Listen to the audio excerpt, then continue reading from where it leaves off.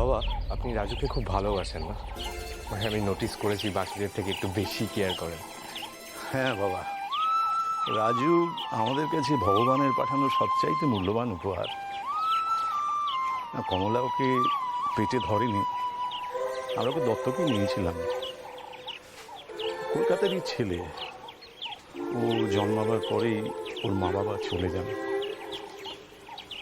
কিন্তু রাজু আসার পর আমাদের জীবনটাই যেন বদলে গেল।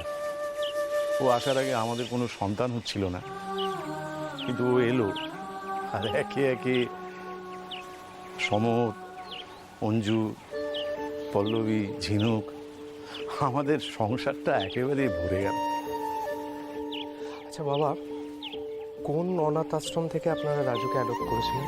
ওই তুমি যে অনাথ আশ্রমে বড় হয়েছো সেখান থেকে।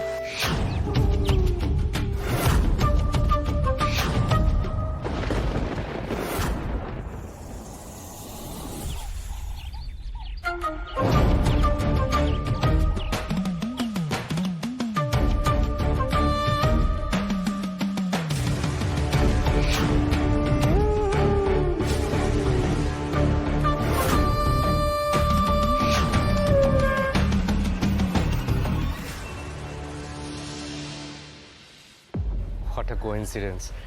আমরা একই অনাথ আশ্রমে বড় হয়েছি, অথচ আমি রাজুকে চিনতামই না। হতেই তো পারে বাবা, তোমাদের মতো কত ছেলেই তো ওখানে থাকতো। রাজু কি ওর ডাক নাম? হ্যাঁ বাবা। ওর ভালো নামটা কি বাবা? অর্জুন।